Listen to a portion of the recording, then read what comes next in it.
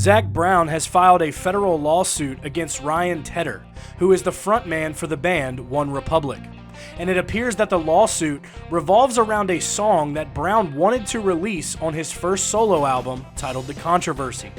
The legal documents were obtained by The Blast, and it seems as though that Zac Brown is suing Tedder for interfering with Brown receiving royalties for his music.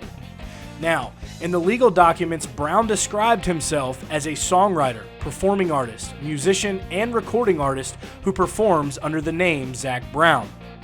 The court documents go on to read that in early March 2018, defendant provided to Mr. Brown previously recorded elements referred to as a start, with the intention that the start be incorporated or merged into inseparable or independent parts of a potential new musical composition written or co-written with Mr. Brown. Now, I'm no legal expert, but it appears that Tedder sent a sample of a song to Zac Brown, and Zac was to use that sample to either make a song that he was going to write on his own or co-write with Tedder. But anyways, after receiving the sample of the music from Tedder, Zac, Ryan, and music engineers then came up with a song title and titled it Nowhere to Go.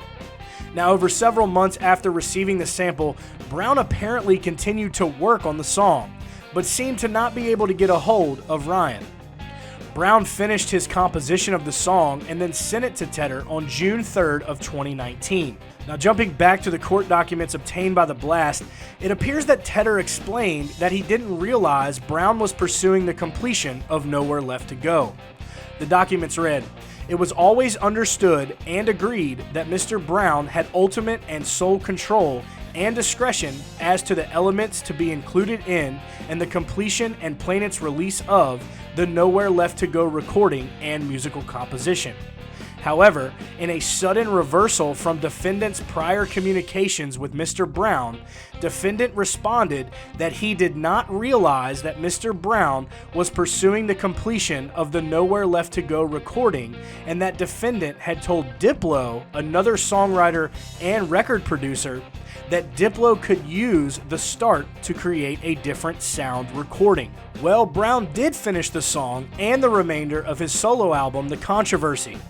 Now, the lawsuit documents do continue and read, "In or about July 2019, defendant's personal manager approached Mr. Brown's personal manager and asked that plaintiffs delay publicly releasing Nowhere Left to Go until simultaneously with or after the new recording that Diplo had produced was released as a single in August of 2019. At no time did defendant's personal manager dispute plaintiff's right to publicly release Nowhere Left to Go prior to the new recording by Diplo or otherwise.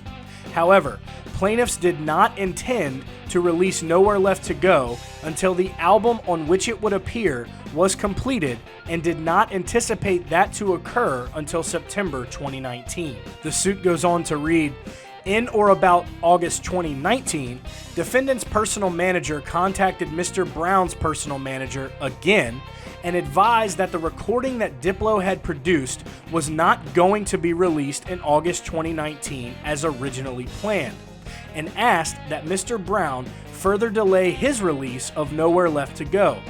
Mr. Brown's personal manager declined to agree that plaintiffs delay publicly releasing Nowhere Left to Go." Now, like I said before, Brown did complete his album The Controversy and released it in September, along with the song that the lawsuit covers titled Nowhere to Go. However, you may have noticed that Nowhere to Go is either not listed as an album track on some digital platforms, or it is listed but just not playable. Well, Brown accused Tedder of sending him a takedown notice that claimed Nowhere to Go committed copyright infringement. In the lawsuit, Brown says, "As a direct and intended result of defendant's purported takedown notice, TuneCore notified digital retail platforms of the claim, and as a result, digital retail platforms removed the Controversy album, including Nowhere Left to Go, from commercial release. And although various digital retail platforms have since resumed the commercial release of the Controversy album without Nowhere Left to Go, TuneCore and digital retail platforms have refused to resume the commercial release of Nowhere Left to Go, thereby directly interfering with plaintiffs' rights in and to Nowhere Left to Go, and Mr. Brown's right to songwriter royalties and other payments. Due to these claims, Zac Brown has filed a lawsuit against Tedder, but it is unclear as to what Brown's demands are for damages. It has definitely been an interesting journey surrounding Brown's solo album, The Controversy.